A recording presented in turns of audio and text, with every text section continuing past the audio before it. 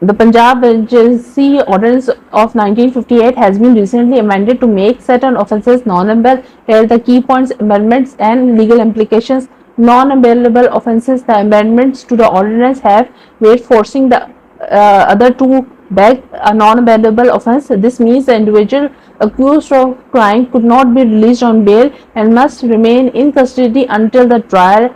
Increased penalties. The penalties for those involvement in the organized begging have been excluded. Forcing a single person to beg can result up to 3 years in prison and fine ranging rupees 1 lakh to 3 lakh. Forcing multiple individuals to beg can sentenced from 3 to 5 years and fines between 3 lakh and 5 lakh.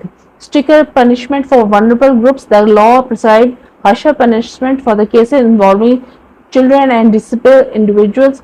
Forcing children to beg can result 5 to 7 years of imprisonment and 5 lakh to 7 lakh. Forcing disabled individuals to beg can lead to 7 to 10 years in prison and fines between 1 million to 2 million.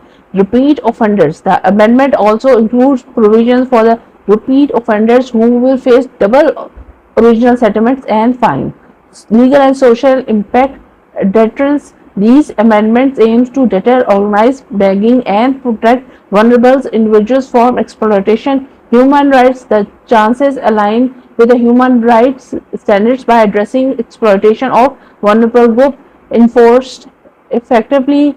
These laws will be crucial and very, if successful, if they are implemented and ensure the judicial system handle them carefully. The amendments to the Punjab Emergency Ordinance 1958 represent a significant step towards addressing the issue of organized begging and protecting vulnerable individuals. By making these offences non-bailable and increasing penalties, the law aims to deter criminal activities and ensure justice for the victims.